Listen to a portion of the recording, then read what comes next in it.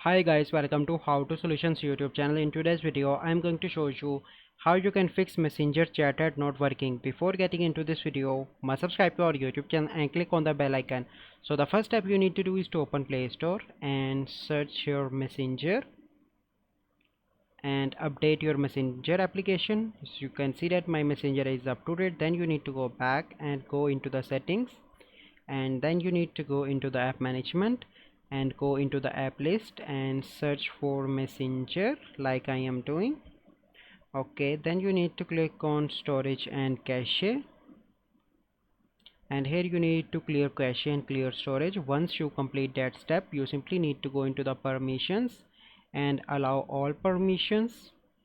Okay, once you complete that step, you simply need to go back and turn off your smartphone and turn on again and log in your Messenger account, and after that your issue will be resolved. So by following these steps, you can easily fix Messenger chat at not working problem. I hope you find this video helpful. If you find this video helpful, must like this video, subscribe to our YouTube channel for future videos. We'll see you in the next video. Thank you, have a good day.